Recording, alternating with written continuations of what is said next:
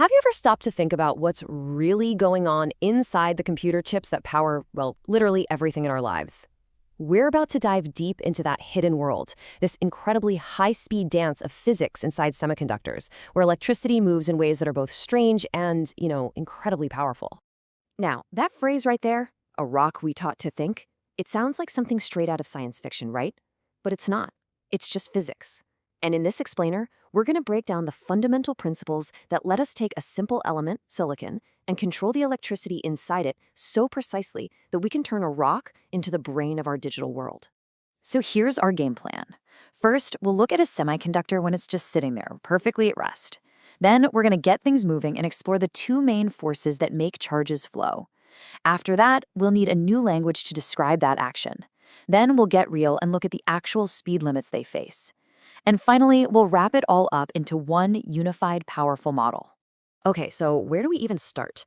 Well, before a chip does anything, before it processes a single bit of information, it's in a state of perfect balance. We call this equilibrium. And to really get how we control electricity, we first have to understand what the system looks like when it's not doing anything at all. The most important idea for this state of balance is something called the Fermi level.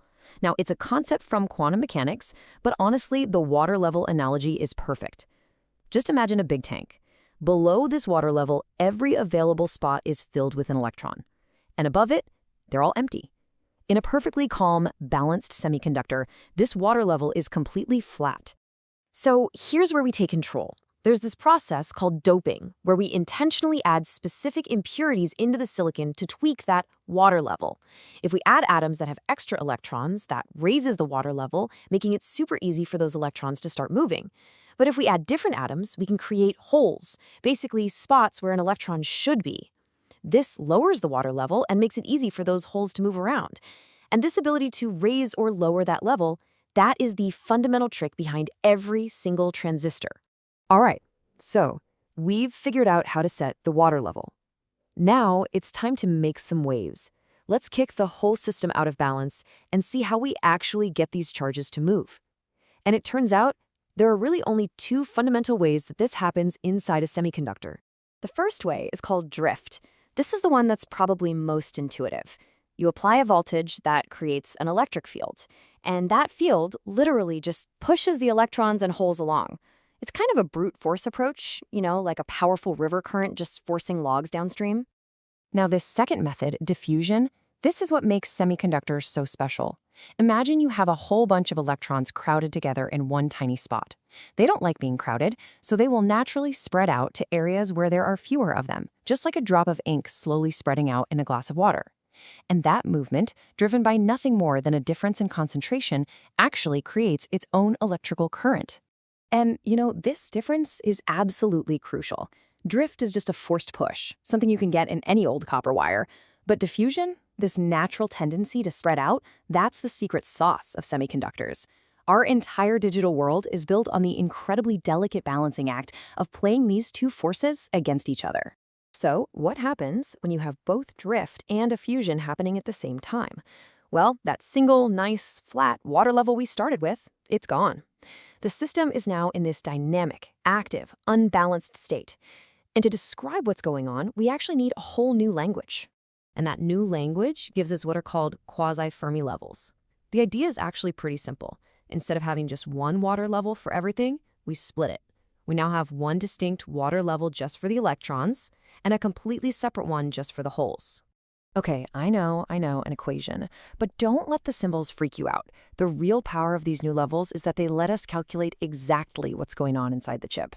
For example, if we know the height of the water level for electrons, that's the EFEN you see there, we can plug it into this equation and find the precise concentration of electrons at any point in the device, no matter how much is going on.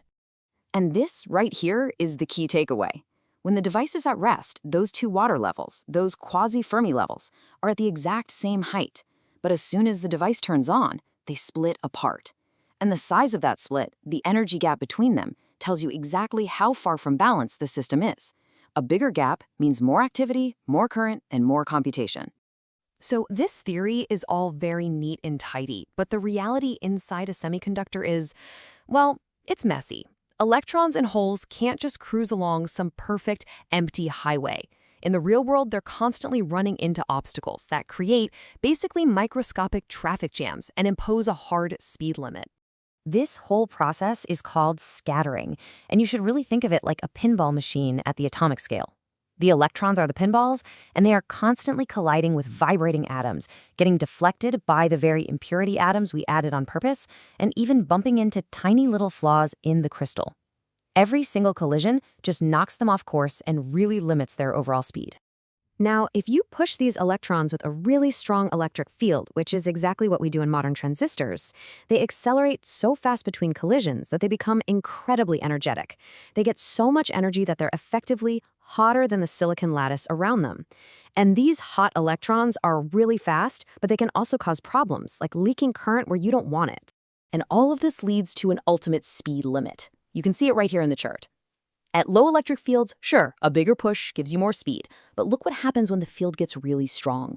The velocity just levels off. It hits a plateau. At this point, the scattering is so frequent and so intense that the electrons simply cannot go any faster. Their speed has saturated. You can't get any more out of them, no matter how hard you push. All right, so let's put all these pieces together. We have the forced push of drift, we have the natural spread of diffusion, and we know that both of these are limited by scattering and a very real speed limit. It's time to combine all these ideas into one single, unified model that describes the whole thing. And it all comes down to what's called the Drift-Diffusion Model. This is really the workhorse of semiconductor physics. It's the foundational set of equations that engineers use to design and simulate pretty much every modern electronic device, from a simple light bulb to the most powerful processor in your computer. Now, these equations might look a little intimidating, but the story they tell is actually really simple.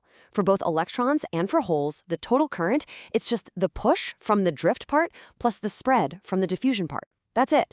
This beautiful, elegant balance is the engine that drives our entire digital world, and it's all captured in just these two lines of math. And you gotta remember, this is not just some abstract theory.